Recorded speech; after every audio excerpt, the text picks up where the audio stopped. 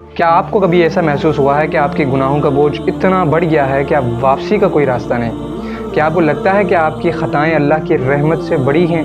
تو سن لیجئے، آپ کا رب فرماتا ہے، اے میرے بندو، جنہوں نے اپنی جانوں پر زیادتی کی، اللہ کی رحمت سے مایوس نہ ہونا، بے شک اللہ تمام گناہوں کو معاف فرما دیتا ہے۔ اللہ کو آپ کے گناہوں سے زیادہ آپ کے لوٹ آنے کی فکر ہے۔ وہ 70 ماہوں سے زیادہ پیار کرنے والا رب آج بھی آپ کے لوٹ آنے کا انتظار کر رہا ہے۔ سچی توبہ کیا ہے؟ توبہ صرف تسبیح گھمانے کا نام نہیں، بلکہ اپنے کیے پر دل سے شرمندہ ہونا، اس گناہ کو فوراً ترک کر دینا اور ارادہ کرنا کہ دوبارہ اس گناہ کی طرف نہیں جاؤں گا۔ حدیث پاک میں آتا ہے کہ جو شخص سچے دل سے توبہ کرتا ہے وہ ایسا ہو جاتا ہے جیسے اس نے کبھی گناہ کیا ہی نہ تھا۔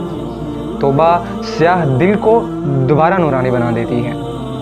توبہ صرف گناہ نہیں مٹاتی، بلکہ توبہ زندگی کے بند راستوں کو کھول دیتی ہے۔ اگر رزق تنگ ہے، اگر پریشانیاں پیچھا نہیں چھوڑ رہی، تو توبہ کے دروازے پر آ جائیں۔